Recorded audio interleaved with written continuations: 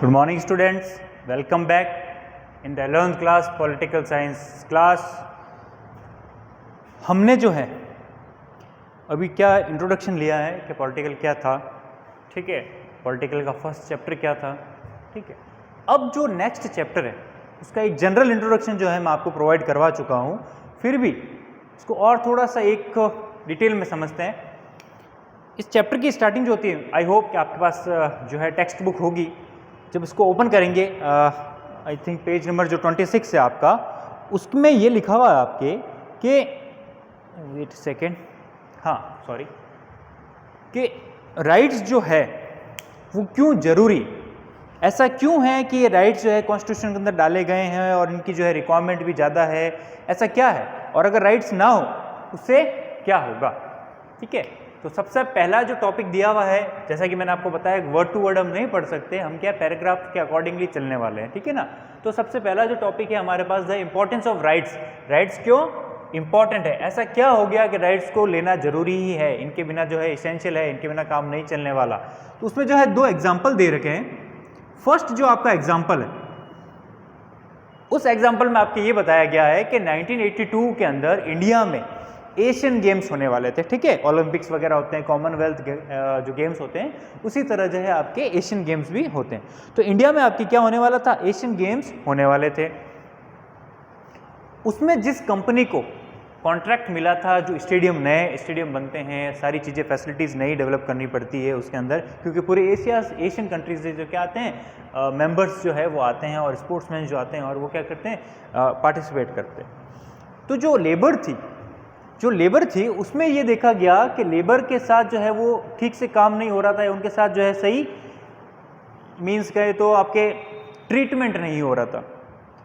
तो कुछ लोगों ने ऐसा देखा, जो सोशल वर्कर होते हैं या जो एनजीओ चलाते हैं, कि इनको जो है ना ही तो ढंग का फूड मिल रहा था, ना ही अच्छे से शेल्टर मिल रहा था, ठीक है, फूड नहीं, शेल्टर नहीं, ठीक है, और इनका हेल्थ जो है उस पर भी कोई जो है खास काम हो नहीं रहा था। तो ये जो सारी चीज़ें हैं, इनको देख के कुछ लोगों ने सुप्रीम कोर्ट के अंदर जाके एक पिटीशन फाइल कर दी कि सर इनके साथ जो है सही काम नहीं हो रहा, इनका जो मेन अधिकार है एज ए ह्यूमन, मैंने आपको बताया था एज ए ह्यूमन आपके कुछ राइट्स होते हैं, वही आपको ठीक से नहीं मिल रहे हैं। सुप्रीम कोर्ट ने इसको सारा जो देखा और बोला कि नहीं, इनके साथ जो चीज़ हो रही है बिल्कुल ही रॉन्ग हो रही है, इनके साथ क्या होना चाहिए, जस्टिस होना चाहिए। और जो है कंपनी को कहा गया इनको सब सारी चीज़ें दीजिए, नहीं तो आपको क्या होगा, पनिशमेंट होगा। और गवर्नमेंट को भी कहा गया आपने ऐसी कंपनी को कॉन्ट्रैक्ट कैसे दे दिया जो तो है मजदूरों का भी ध्यान नहीं रख पा रही है, ठीक है ना। तो प्रॉब्लम थी, उसका रिजोल्यूशन आया, और मेन इसका बेसिक क्या था, उनके राइट्स जो थे, अधिकार जो थे एज ए ह्यूमन, वो फॉलो नहीं हो रहे थे। फिर एक आता है आपका एग्जाम्पल नंबर 2। ये एक ऐसे आदमी की कहानी है, उसमें ये बताया गया है कि उस पर्सन पे एलिगेशन था, एलिगेशन मीन्स आरोप था। एलिगेशन क्या था कि वो आदमी क्या कर रहा है, उसने जो है किसी को मार दिया, किसी को पीट दिया, और किसी के साथ लड़ाई में जो है किसी को ग्रॉस इंजरीज कर दी। पर जब उसको देखा गया, उसको लाए गए कोर्ट के अंदर, तो ये देखा, जब ट्रायल मीन्स जब कोर्ट के अंदर आपकी सुनवाई होती है, ये ट्रायल बोलते हैं, तो उसमें देखा गया कि वो आदमी तो बिल्कुल ही मेंटली अनस्टेबल था, वो तो खड़ा भी नहीं हो सकता, उसका तो दिमाग ही काम नहीं कर रहा, ये कैसे कर सकता है। तो उसको क्या किया कि भाई जब तक ये सही नहीं हो जाता, हो सकता है ये बहाना बना रहा हो, जब तक ये सही नहीं हो जाता, इसको क्या किया, असाइलम, जो मेंटल असाइलम होता है, पागलखाना जिसको हम बोलते हैं, उसके अंदर इसको रखा जाए। और जब ये सही हो जाए तब क्या किया जाए, इसको फिर से कोर्ट के अंदर लेकर आए और हम जो है देखेंगे इसको ट्रायल में, आप कोशिश करेंगे भाई इसका क्या है, प्रॉब्लम क्या है। तो उस आदमी का जो नाम था वो था आपके माचुल लालुंग, वो आपके बुक के अंदर भी लिखा हुआ है। एज जस्ट उसकी 23 ईयर्स के आसपास थी, 22 उसने कंप्लीट किया था, 23 उसके रन हो रहा था, ठीक है। ये शाम चलता रहा, और काफ़ी बार ये प्रे किया गया कि भाई जो है ह्यूमन राइट्स वालों ने भी उठाया कि उसके बेचारे की बारी ही नहीं आई। बारी क्या हुआ कि 1960s के आसपास, आई थिंक 67, 1996 के आसपास जो है 2 बार उस मेंटल असाइलम, पागल खाने वाले जो डॉक्टर्स थे, उन्होंने ये कहा कि सर ये ठीक हो गया है, इस आदमी को आप ले जाओ और इसका ट्रायल स्टार्ट करो। ट्रायल मतलब सुनवाई तो करो, इसने क्राइम किया है या नहीं किया, अभी तो ये भी पता नहीं चला है, और यह पागल खाने में सड़ रहा है, ठीक है। फिर उस पर जो भी चेक किया गया, उसको जो है रख दिया कि आपके उस पागल खाने के जो शेल्टर होम होता है, पागल खाने में अलग से जेल वार्ड होता है, वहाँ पे सेट कर दिया। और लास्ट में जाके उसको अराउंड 54 ईयर्स के बाद में उसको छोड़ दिया गया। जब वो इतना बूढ़ा हो चुका था, अराउंड 70s 80s में पहुंच गया, तो उसको छोड़ दिया गया। और न तो उसको सजा हुई, न उस पर कोई केस हुआ। और छोड़ा भी कब? जब नेशनल ह्यूमन राइट्स कमीशन जो है वो गया गवर्नमेंट के पास, बोला कि साहब न तो उसकी कोई सुनवाई हुई है, न उसका कोई ट्रायल हुआ है, न उसको कोई सज़ा हुई है। भाई अगर मारपीट की क्या सज़ा होती है? अगर लड़ाई हो जाती है, मारपीट की सज़ा होती है 2 साल जेल, 6 महीना जेल, फाइन। तो दो अगर उसके ट्रायल हुआ होता तो 2 साल में छूट जाता या 5 साल में छूट जाता। पर अभी तो इसको बिना ट्रायल के जो है ये बंदा 54 अराउंड ईयर्स जो है वो रह गया और कोई सुनवाई ही नहीं हुई, और ज़बरदस्ती फिर छोड़ना पड़ा। आपने इसको ज़्यादा तो सज़ा दे दी इसको, ठीक है, किया कुछ नहीं, किया या किया नहीं वो तो ठीक अलग बात है। जब छोड़ा तब इसकी लाइफ जो है बिल्कुल बर्बाद हो चुकी थी। अब इसमें क्या मेन मुद्दा आया कि इसको भी कुछ राइट्स है। तो जब हम आर्टिकल 20 पढ़ेंगे या जब आपको पढ़ाया गया था, उसमें मैंने आपको बताया था कि हर एक कैदी के भी राइट्स होते हैं। मैंने लेडीज़ का एग्जांपल दिया था, उनको रात को नहीं पकड़ सकते वगैरह, ठीक है ना। तो उनके भी कुछ राइट्स होते हैं, उनके बिना जो क्या हो सकता है, उन पर कोई केस नहीं हो सकता है, उन पर कोई सुनवाई होनी चाहिए। राइट्स में ये होता है उनको जो है खाना पीना ढंग का मिलना चाहिए, अगर ज़रूरत है तो लॉयर मिलना चाहिए, गवर्नमेंट की ड्यूटी है। पर ऐसा कुछ भी नहीं देखा गया, ठीक है ना। तो ये जो चीज़ें हैं, ये 2 एग्जाम्पल ये प्रूव करते हैं कि आदमी को आदमी समझने के लिए जो क्या होना चाहिए, आपके राइट्स जो है वो होने चाहिए। ये बात आती है। फिर हम पढ़ते हैं कि भाई इंपॉर्टेंस ऑफ राइट्स क्यों है, इन 2 एग्जाम्पल से समझ लेते हैं। फिर जो नेक्स्ट टॉपिक है वो आपका bill of rights. Bill of rights क्या हुआ था कि 1928 में सबसे पहले मोतीलाल नेहरू जी जो थे, मैंने बताया भी था, उन्होंने जो है वॉइस रेज की थी कि इंडियन कॉन्स्टिट्यूशन जो बनेगा उसमें क्या होगा, कुछ राइट्स दिए जाएंगे, कुछ पर्टिकुलर राइट्स होंगे, ताकि लोग जो है वो कॉन्स्टिट्यूशन को पहचान सके भाई ये हमारे लिए बना हुआ है, ठीक है। इसके रिगार्डिंग जब उन्होंने है तब मेहनत स्टार्ट कर दी थी, ये हम पढ़ चुके हैं तो इसमें ज़्यादा डिटेल में नहीं जाने वाला हूँ। ये जो था उनकी जो डिमांड थी, उनकी जो डिमांड थी कि राइट्स होने चाहिए, तो वो था आपके बिल ऑफ राइट्स, जो कि कॉन्स्टिट्यूशन में लाना चाहिए था। उस वक्त की उनकी डिमांड थी और बाद में हम लेकर भी आए। तो ये 2 टॉपिक जो थे वो स्टार्टिंग के थे, उसमें एग्जाम्पल भी हमने पढ़ा। अब बात आती है कि fundamental rights in Indian constitution. Indian constitution के अंदर जो है कहाँ फंडामेंटल राइट्स जो है वो दे रखे हैं, या क्यों इसकी ज़रूरत है, कब आया, कैसे आया, ठीक है। एक छोटा सा और एक एक्सप्लेनेशन रहेगा मेरा आपको, वो ये कि राइट्स जो है उसके भी बहुत से टाइप होते हैं।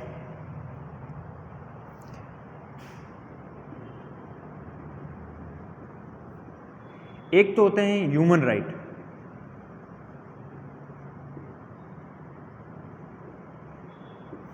दूसरा होता है आपका लीगल राइट,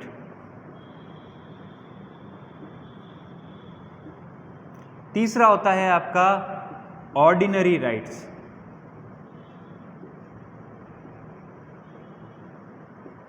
ठीक है, और फोर्थ होता है आपके कॉन्स्टिट्यूशनल राइट्स, ठीक है। राइट्स जो है, अधिकार जो है आपके ह्यूमन राइट्स। कौन से राइट्स? वो राइट्स जो नेचर ने आपको प्रोवाइड किए हैं। वो राइट्स कौन से? जो नेचर ने आपको प्रोवाइड किए। सांस लेने का, पानी शुद्ध मिलना चाहिए, एयर प्योरीफाइड मिलनी चाहिए ना, भगवान ने दिए हो तो। अब उसको ख़राब कौन कर रहा है? उसको ख़राब कर रहे हैं कुछ लोग, उनमें हम भी है। हम पॉल्यूशन करते हैं, हम इंडस्ट्रीज चलाते हैं। अब ड्यूटी किसकी बनती है? गवर्नमेंट की, या जो भी गवर्नमेंटल इंस्टीट्यूशन है ऑल ओवर इंडिया वर्ल्ड में, उनकी ड्यूटी बनती है कि वो क्या करें, इस तरह की सारी चीज़ों को जो है कैंसिल करवाएं और हमें ह्यूमन राइट दे। एक छोटे बच्चे का क्या राइट है? उसका ये राइट होना चाहिए, उसको जो है प्रॉपर फीडिंग होनी चाहिए, उसको जो है प्रॉपर खाना मिलना चाहिए, उसकी प्रॉपर जो है देखभाल होनी चाहिए। तो ये एज ए ह्यूमन जो आपको राइट मिले जाते हैं, और ये कहीं लिखे हुए नहीं होते। ह्यूमन राइट जो है वो कहीं पे भी अलग से मेंशन्ड नहीं होते हैं, ये डिफ़ॉल्ट होते हैं, बाई डिफ़ॉल्ट होते हैं। तो ये हो गए आपके ह्यूमन राइट्स, ठीक है। अब इसमें आप कंसिडर करो तो एनिमल राइट्स भी होते हैं, पर वो एनिमल को होने चाहिए, तो मैं इसमें सबको कंसिडर कर रहा हूँ, ठीक है ना। फिर आते हैं लीगल राइट्स। लीगल राइट्स वो राइट्स होते हैं जो हमें पुलिस प्रोवाइड करवाता है, या जो हमारा लॉ है, कानून है, कोर्ट जो है वो प्रोवाइड करवाता है। कैसे? देखिए, लीगल राइट ये है कि अगर हमें कोई भी परेशानी है, अगर हमारा कोई भी फंडामेंटल राइट जो है, हमारा कोई भी कॉन्स्टिट्यूशनल राइट जो है वो हार्मफुल हो गया है, या आपको कोई भी प्रॉब्लम हो, तो आपको कहाँ जाना पड़ेगा? पुलिस में जाना पड़ेगा, ठीक है ना। तो पुलिस को आपकी बात सुननी पड़ेगी, लीगल राइट। हॉस्पिटल में गए, वहाँ आपका इलाज होना चाहिए, लीगल राइट। स्कूल में गए, वहाँ पढ़ाई होनी चाहिए, लीगल राइट। तो ये आपके किसकी कैटेगरी में आ जाता है? लीगल राइट्स की कैटेगरी के अंदर आ जाता है। फिर आता है ऑर्डिनरी राइट्स। ये राइट्स क्या होते हैं? कभी दे भी सकते हैं, हट भी सकते हैं, ठीक है। जैसे कि अगर लॉकडाउन लगा दिया, जो डिस्ट्रिक्ट मजिस्ट्रेट जो होते हैं, जिनको हम कलेक्टर बोलते हैं, उन्होंने लॉकडाउन इम्प्लीमेंट कर दिया, ठीक है ना, तो उस चीज़ के अंदर जो है वो कभी भी हटा भी सकते हैं, लगा भी सकते हैं। ये ऑर्डिनरी चीज़ में आता है, ये ऑर्डिनरी लॉ या ऑर्डिनरी राइट के में आते हैं, जिसको जो है कोई भी अथॉरिटी जो है लगा सकती है, हटा सकती है, वो सब उसके विल पे होते हैं, पर वो फिर भी ध्यान रखते हैं कि ये सारी चीज़ें भी आपको मिले, ठीक है ना। तो ये ऑर्डिनरी राइट्स होते हैं। आपके घर में हैं तो आप जो है कोई चीज़ कर रहे हो, तो आपको जो है सड़क अच्छी मिल रही है, तो आपका ऑर्डिनरी राइट है, वो सबको मिलना ही चाहिए, ठीक है। सीवेज मिल रहा है वगैरह वगैरह एक्सेट्रा, ये सारी चीज़ें जो है आपकी ऑर्डिनरी आम जो राइट है आपको एज ए जीने वो। फिर आता है कॉन्स्टिट्यूशनल, वो राइट्स जो कॉन्स्टिट्यूशन के अंदर लिखे हुए हैं, ठीक है, और कॉन्स्टिट्यूशन की गारंटी देता है कि भाई मैं आपको प्रोवाइड करवाऊंगा ही करवाऊंगा, ठीक है ना, वो हो गए आपके कॉन्स्टिट्यूशनल राइट्स, ठीक है। अब इसी के अंदर थोड़ा सा ध्यान से समझना, हमारे कुछ कॉन्स्टिट्यूशन राइट्स के अंदर जो है वो दो तरह के राइट डिस्क्राइब किए हुए, ठीक है। एक तो राइट है आपका फंडामेंटल, कौन सा? फंडामेंटल, और दूसरा है आपका लीगल। एक तो राइट है आपका फंडामेंटल राइट्स, दूसरा है लीगल राइट्स। तो लीगल राइट हमने समझा, फंडामेंटल राइट्स जो हम बात ही कर रहे हैं कि जो आपको मेन मूल अधिकार जो है जो कॉन्स्टिट्यूशन के अंदर लिखे हुए हैं और जो गारंटी करना ही देना है गवर्नमेंट को, ठीक है ना, वो हो गए फंडामेंटल राइट, बेसिक राइट। तो ऑर्डिनरी राइट या फंडामेंटल राइट्स में कोई ज़्यादा डिफरेंस नहीं है, पर मैंने इसको एक अलग टर्म में जो है आपको समझा दिया, ठीक है।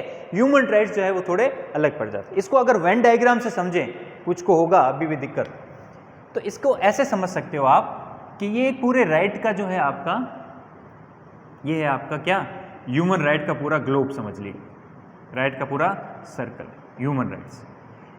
इन ह्यूमन राइट्स के अंदर आपके आते हैं कुछ,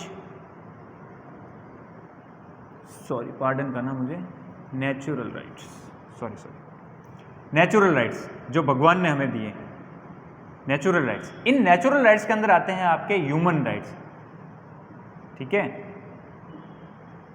अब कोई बोलेगा सर आपने सर्कल के बाहर क्यों बनाया है? वो इसलिए बनाया है कि कुछ राइट जो होता है वो तो नेचर में प्रोवाइड होता ही है, और कुछ आदमी अपने हिसाब से भी मांगने लगता है मुझे ये भी मिलना चाहिए, मुझे वो भी मिलना चाहिए, तो वो उसके अलग सोच है, हर पर्टिकुलर आदमी की होती है, इसलिए इसको एक पोर्शन को बाहर रखा है और बाकी जो नेचर ने दिए वो तो राइट है।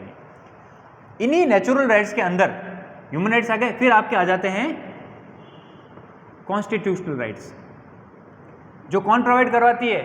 नेचर तो प्रोवाइड करवाती है, देती कौन है? गवर्नमेंट। देती कौन है? गवर्नमेंट। उनमें कुछ जो है ह्यूमन राइट्स भी आएंगे आपके, उनके अंदर जो है कुछ ह्यूमन राइट्स भी आएंगे। अब कोई कहेगा सर आपने ये इसमें आधा ही क्यों लिया है? वो इसलिए लिया है कि गवर्नमेंट जो है वो आपके ह्यूमन राइट्स जो है जीने का, खाने का, सब अधिकार का ध्यान रखती है, पर गवर्नमेंट हर कुछ चीज़ आपको नहीं प्रोवाइड करवा सकती, ठीक है ना। कुछ जो है चीज़ें जो है आपको खुद भी अवेल करनी पड़ेगी। भाई गवर्नमेंट आपको खाना तो प्रोवाइड करवा देगी, खाना तो आपको खुद को खाना पड़ेगा ना। गवर्नमेंट आपको जो है एम्प्लॉयमेंट दे देगी, और उसको फॉलो तो आपको ही करना पड़ेगा ना। अब आप कुछ करो ही ना, बैठे रहो कि सब जो है खाना आता रहेगा और हमारा काम चलता रहेगा, तो वो चीज़ नहीं होगी, इसलिए इसको अलग रखा है, ठीक है ना।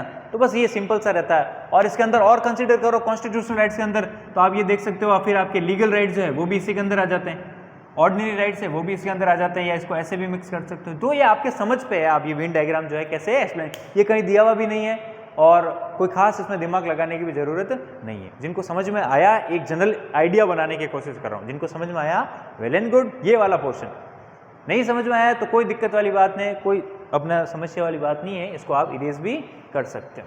ये एक समझाने का तरीका था कि सब राइट जो है आपस में ओवरलैप्ड है, मिले हुए हैं। अब हमको बाउंड्री ड्रॉ करनी है कि कौन सा किधर कैसा क्या है, जैसा कि ये बात की इनमें अलग है। अब इनके अंदर भी हजारों, ह्यूमन राइट्स के अंदर भी और आ जाते हैं, एनिमल राइट्स, ठीक है, item rights, female rights, transgender rights, ठीक है, तो हजारों चीज़ें आ जाती। तो मैंने एक बड़ा स्कोप बनाने की कोशिश की, आपको दिमाग सेट रहे कि हमें क्या करना है, ठीक है। तो ये थी आपके बात राइट्स की।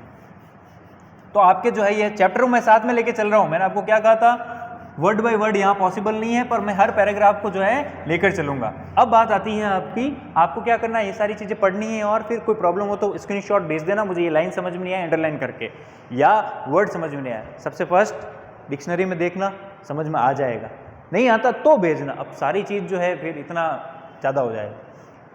टॉपिक आता है fundamental rights in Indian constitution. कहाँ से आए थे? 1928, फिर 1946 में कैबिनेट कॉन्स्टिट्यूंट असेंबली बनी थी, उसने जो हमें दिए इतने साल में अम्बेडकर जी ने पूरा ड्राफ्ट किया, डिफरेंट कंट्रीज से लिए और हमको दे दी। कितने हैं टोटल? 6 राइट्स है, वो हम डिस्कस कर चुके हैं, ठीक है ना। आज हम सबसे पहले डिटेल में डिस्कस करने वाले हैं कि सबसे फर्स्ट जो राइट है वो कौन सा है हमारा? राइट टू फ्रीडम या राइट टू इक्वालिटी, ठीक है ना। तो फर्स्ट जो है आपका वो राइट बनता है आपका राइट टू इक्वालिटी वाला है, और उसके अंदर आपका आर्टिकल आ जाता है आर्टिकल नंबर 14 से लेके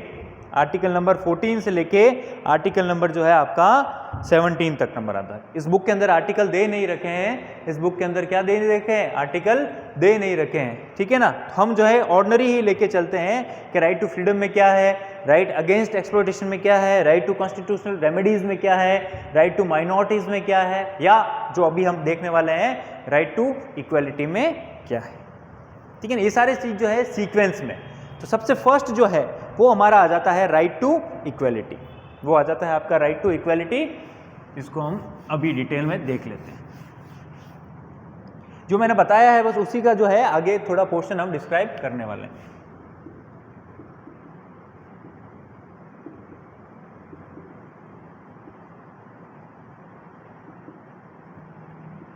राइट टू इक्वालिटी का मतलब यही है कि सभी लोगों को समान है, समान लाइफ जीने का अधिकार है, बोलने का, सोचने का, एक्सप्रेशन का, फेथ का, बिलीफ का, वर्शिप का, ये सभी को लोग को दिया हुआ है।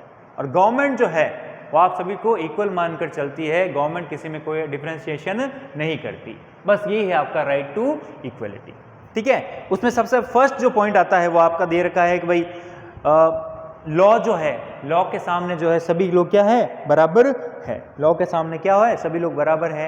लॉ आपके साथ जो है भेदभाव नहीं करता, डिस्क्रिमिनेशन नहीं करता कि किन्हीं को जो है कुछ राइट जो है ज़्यादा दे दिए, किन्हीं को कम दे दिए। अगर वो एक्ट्रेस है बॉलीवुड की तो भी उन पे सेम केस चलेगा जो कि एक ऑर्डिनरी पर्सन पे, हम जैसों पे चलता है या आप जैसों पे चलता है, ठीक है ना। तो कोई लॉ के सामने सब बराबर। अगर आप कोर्ट में जाते हो ना तो कोर्ट में जो जज है वो ऊपर बैठते हैं और बाकी सभी लोग नीचे मीन्स जो स्टूल्स वगैरह पे उनका स्टेज होता है, ठीक है ना, या जो भी चेयर्स वगैरह होती है, और जज जो है ऊपर बैठते हैं। तो जज के सामने जो है सभी लोगों को वो बराबर देखता है। जैसे एक पेरेंट्स जो है, मदर या है फादर जो है या हमारे ग्रैंड पेरेंट्स जो है वो हमको जैसा देखते हैं, अगर हम 4 हैं, 5 हैं, 10 हैं, 20 है, जॉइंट फैमिली है तो जितने भी, तो उनके लिए जो सबकी राय रहेगी या सबकी राय उनके लिए रहेगी वही सेम उनके रहने वाला। मतलब वो समझेंगे ये भी मेरा है, ये भी मेरा है, ये मेरा, तो सबके साथ इक्वल होगा। ऐसा तो नहीं है इसको रोटी ज़्यादा देंगे उसको रोटी कम देंगे, ऐसा नहीं। तो लॉ जो है, कानून जो है वो इस तरह की कोई भी जो है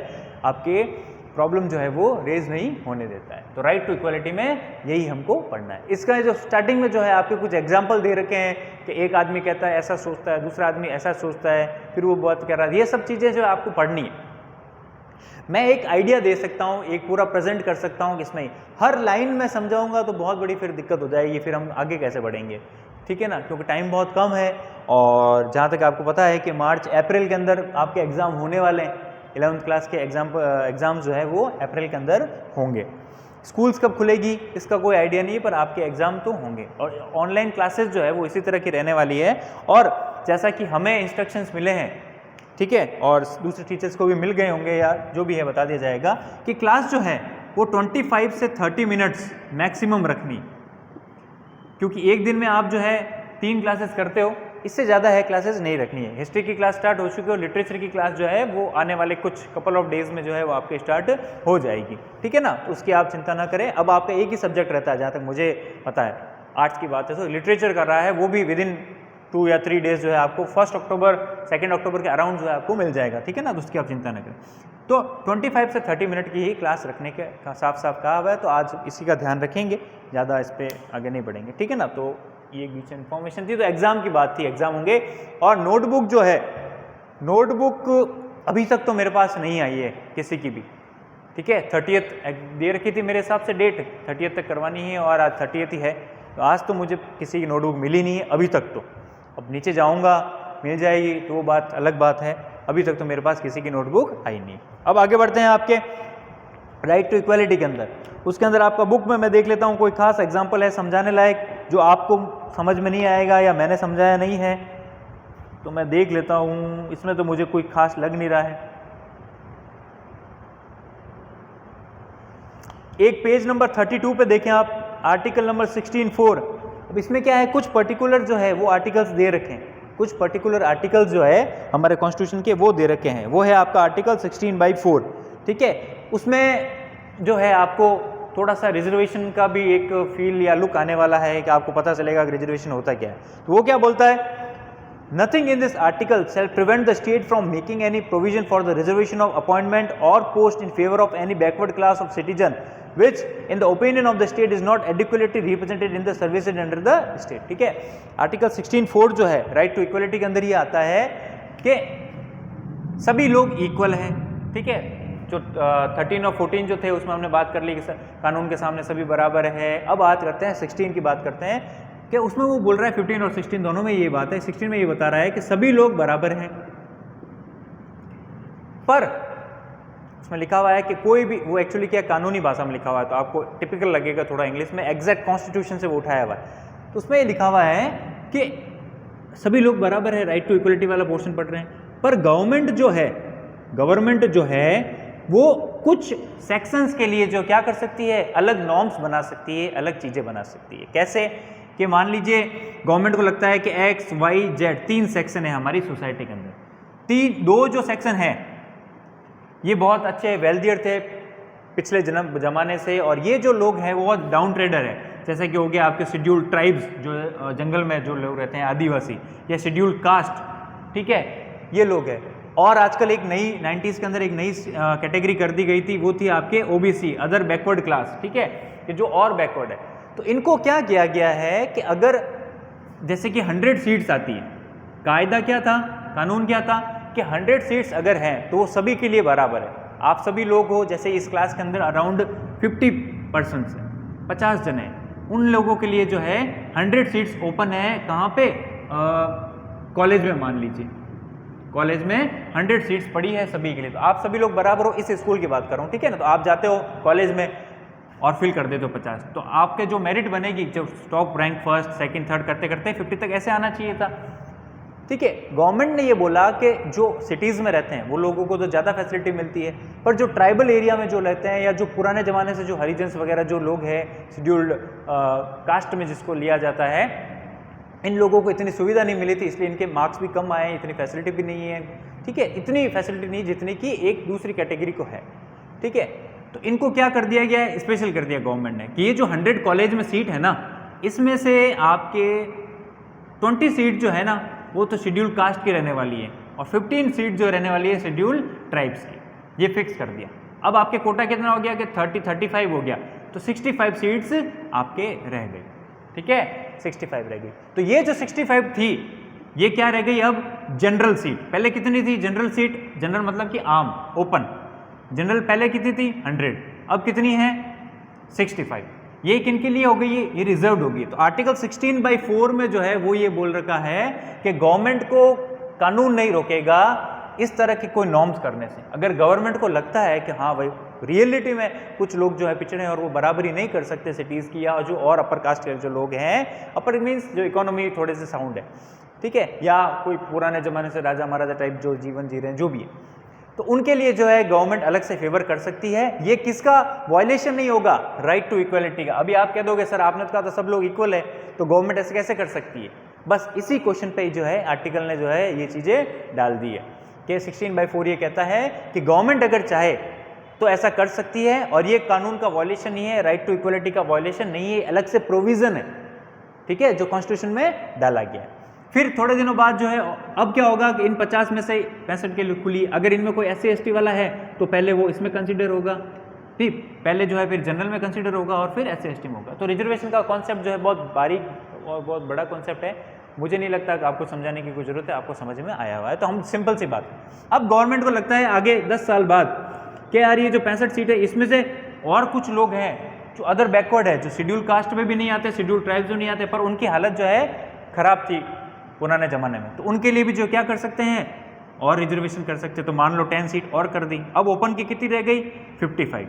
ओबीसी की कितनी और हो गई 10 सीट्स, ठीक है ना। तो ऐसा चीज जो है ये गवर्नमेंट कर सकती है। ये कौन बोलता है? कॉन्स्टिट्यूशन बोलता है, आर्टिकल 16/4 बोलता है कि ये ऐसा करता है गवर्नमेंट, तो राइट टू जो इक्वलिटी है उसका वायलेशन नहीं होगा। ये चीज़ आपको समझाने की थी। आई होप कि आपको जो है ये चीज़ समझ में आई होगी, ठीक है ना। अब जो है आप जो यहाँ तक पढ़ें, पूरा आर्टिकल आपका पेज नंबर 33 तक आया हुआ है, ये पूरा पढ़ें। अब फिर हम जो है नेक्स्ट क्लास के अंदर पढ़ने वाले हैं राइट टू फ्रीडम। आज हमने क्या पढ़ा? Right to equality. इसके अंदर क्या क्या चीज़ें थी जो हमने उस दिन डिस्कस किया था? फिर से आइए आप पेज नंबर 31 पे, ठीक है। राइट साइड पे जो टेबल बनी हुई है उसमें अलग से लिखा हुआ है right to equality, right to freedom वगैरह जो है हमारे 6 के 6 राइट्स लिखे हुए। उनके अंदर जो सारी चीज़ें थी धर्म वगैरह की, जो सारी चीज़ें मैंने समझा दी थी, आई होप मैंने समझा दी और आपको समझ में भी आई है, ठीक है ना। बुक के अंदर कोई स्पेशल चीज़ें रह गई थी उसको भी हम कंसिडर कर रहे हैं। मैंने उस दिन आपको यही कहा था, पहले मैं समझा दूंगा, अगर बुक में भी कुछ रह गया होगा, जैसे ये 2-3 पॉइंट रह गए थे, तो ये आज और क्लियर हो। फिर से पढ़ना, आपको लगे कि हाँ जो है कोई दिक्कत हो रही है तो आप जो है फिर से क्या कर सकते हो, अपना क्वेश्चन जो है रेज कर सकते हो, ठीक है। आज इतना पढ़ो आप, और फिर अगर कोई इश्यू हो तो मुझे पूछो। और कॉपीज़ अभी तक डिपॉजिट किसी ने करवाई नहीं है तो प्लीज़ वो भी डिपॉजिट करवा दीजिए, ठीक है ना। तो फिर आपको मिलते हैं हम नेक्स्ट क्लास के अंदर, राइट टू फ्रीडम वाली क्लास के अंदर, ठीक है। जिन लोगों ने बुक्स नहीं ली है वो भी ले लीजिए, और बाकी आप सब लोग समझदार हैं। तो फिर मिलते हैं नेक्स्ट क्लास के अंदर। Thank you all.